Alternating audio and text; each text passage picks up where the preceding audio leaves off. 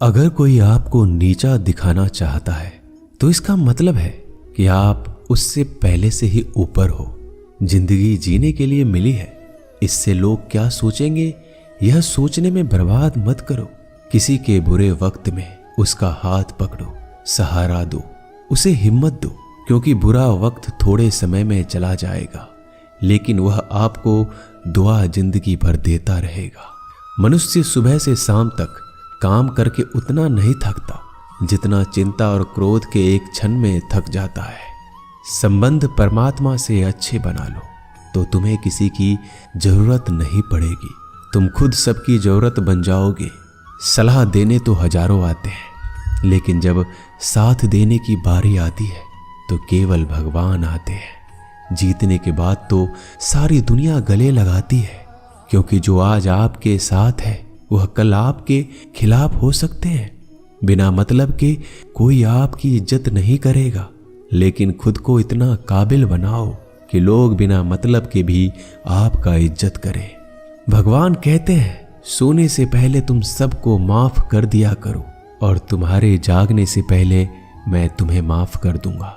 भगवान ऑक्सीजन की तरह है जिन्हें आप देख नहीं सकते लेकिन उसके बिना आप रह भी नहीं सकते। कोई और तुम्हारी मदद नहीं कर सकता, अपनी मदद स्वयं करो। आप खुद के सबसे अच्छे मित्र हैं और सबसे बड़े दुश्मन भी। इंसान तब समझदार नहीं होता जब वह बड़ी बातें करने लगे, बल्कि समझदार तब होता है जब वो छोटी छोटी बातों को समझने लगे। आप किस समय सही थे इसे कोई याद नहीं रखता, लेकिन आप किस समय गलत थे ये सब याद रखते हैं।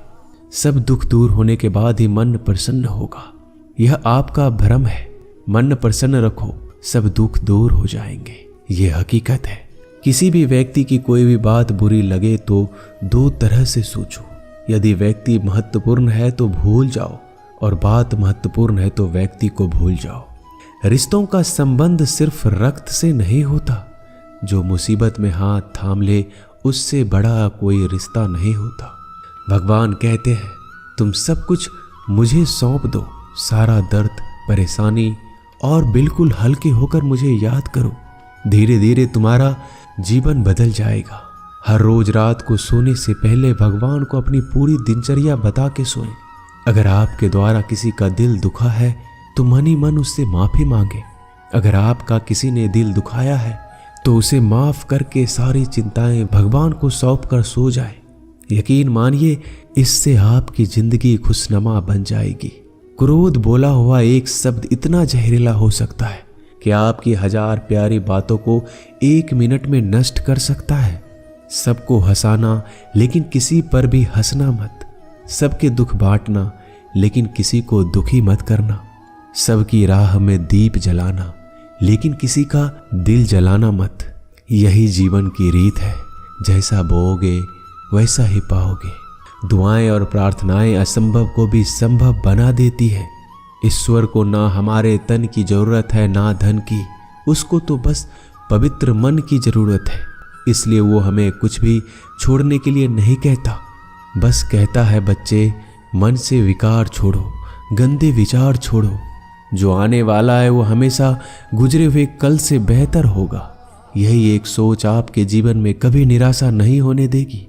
झूठ कितना अजीब है, खुद बोलो तो अच्छा लगता है, दूसरे बोले तो गुस्सा आता है। खुशियां चाहे किसी के साथ भी बांट लो, पर गम हमेशा भरोसेमंद इंसान के साथ ही बांटना चाहिए।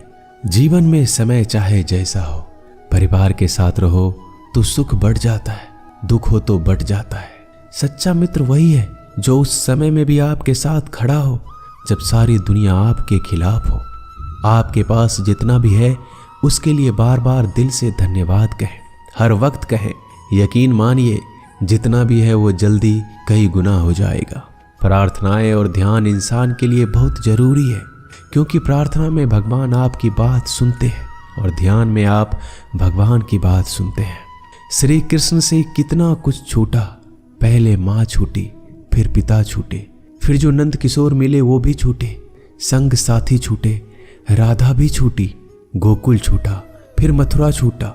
श्री कृष्ण से जीवन भर कुछ न कुछ छूटता ही रहा। नहीं छूटा तो वो था देवत्व, मुस्कान और सकारात्मकता। श्री कृष्ण दुखी नहीं, उत्सव के प्रतीक है। सब कुछ छूटने पर भी कैसे खुश रहा जा सकता है, ये श्री कृष्ण से अच्छा कोई नहीं सिखा सकता। इसलिए हमेशा खुश रहें, सदा मुस्कुराते रहें। जीतने का मजा भी तभी आएगा जब लोग आपके हार का इंतजार करेंगे। गीता में लिखा है, यदि कोई आपको अच्छा लगता है तो अच्छा वो नहीं, अच्छे आप हैं, क्योंकि उसमें अच्छाई देखने वाली नजर आपके पास है। अपनी पीड़ा के लिए संसार को दोष मत दो, अपने मन को समझाओ। तुम्हारे मन का परिवर्तन ही तुम्हारे दुखों का अंत है। सोच और नीयत अच्छी रखिए, फिर आपके कष्ट प्रभु स्वयं दूर कर देंगे। याद रखना, भगवान से कभी उम्मीद छोड़ना नहीं और दुनिया वालों से कभी उम्मीद रखना नहीं। सुख दुख एक सिक्के के दो पहलू है।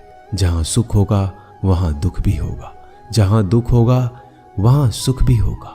इसलिए सुख दुख के बारे में बिना सोचे निरंतर अपने लक्ष्य को प्राप्त करने के लिए प्रयास करते रहना चाहिए। एक बात हमेशा याद रखना, किसी के सामने गिड़गिड़ाने से ना मोहब्बत मिलती है ना इज्जत। इसलिए अपने स्वाभिमान को जिंदा रखो।